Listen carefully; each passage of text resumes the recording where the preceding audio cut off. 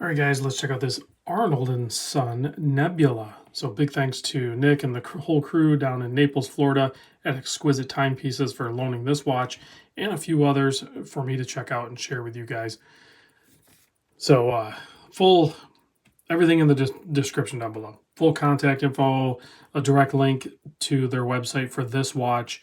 If you wanted to check this out, you can get it on bracelet or you can get it on a like a fabric leather strap sort of combo. But this bracelet is like pretty killer. I think it looks good on either the strap or the bracelet, but it definitely has a more luxury look, I think, with the bracelet on this guy here. So just get this out of the way right away because we're dealing with some heavy hitters here on this last batch. This thing's $17,600. So get that out of the way, and then we can look at the watch. So case size on this, I measure 41.3 millimeter. The lug to lug is 47 millimeter. Check out those lugs. Those are pretty awesome shaped, and they match perfect to the bracelet. I mean, it's a luxury watch, so everything's just going to be dialed right in, right? It's going to be perfect. Thickness, only 9 millimeter thick, and that's including the double dome sapphire crystal. 20 millimeter lug width. Bracelet does taper down to 18.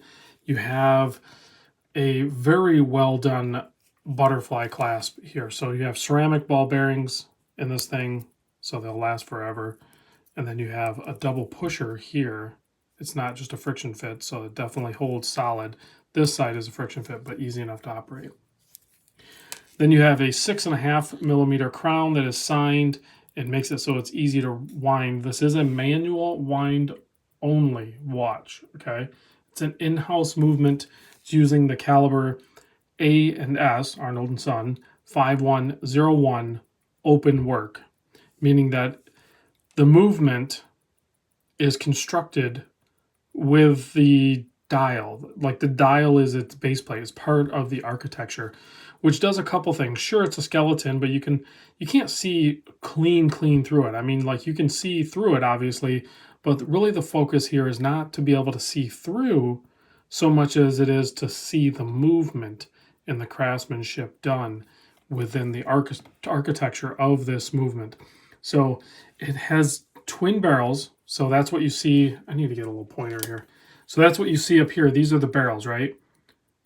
So up there are your barrels. So when you wind it, you can kind of see those turn.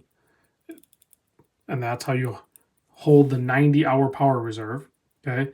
And then you have your escapement here. You can kind of see, more so probably on the back side, you can probably see everything working. But you have a running seconds hand here at around the 7 o'clock position. Nice blue. I'm assuming some sort of thermal or chemically blued hand riding right on top of a synthetic ruby jewel. There's 24 jewels in this, and you can pretty much see them all. You could, just kind of mesmerize at this thing and go through and count them up. This one is a stainless steel case and has a blue PVD coating on all of the architecture inside. We take a closer look at the case back here, which is, I'm assuming it is also a sapphire crystal. But you can see the bridge work there. They really minimized it to, again, focus on the craftsmanship of the movement and the architecture of it. You can see everything here. The only thing they didn't skeletonize really is the cases that hold the power reserve, the main springs in those twin barrels. You could do that, but they just didn't. I'm kind of surprised they didn't do more work with those because those are kind of like one of the bigger features just on display here. But you can see there's even striping, Geneve striping, on the skeletonized movement bridge work, whatever you want to call it.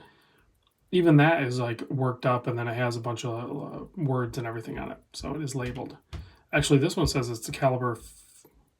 I said it was a 5104, but this says 5201. I don't know. Everything online says it's the 5101 open work. But beautiful watch, excellent finishing on there. Mostly polished case there with the exception of that brushing little panel there on the lug. And then the bracelet is very well done. Like I said, brushed center links, polished outer links, and they kind of like taper down, and they're all individual pieces as well.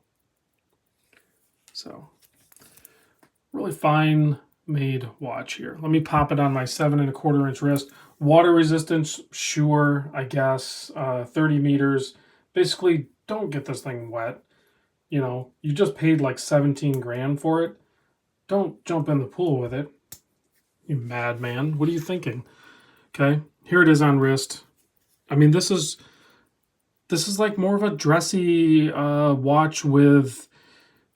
You could put it on the leather strap or whatever the strap is that you can get with it. You could put it on that or anything you wanted, really, because it's 20 mil, and kind of make it a little more sporty like. But this is more of a conversation piece that you can clearly tell the time on. It's still an accurate watch.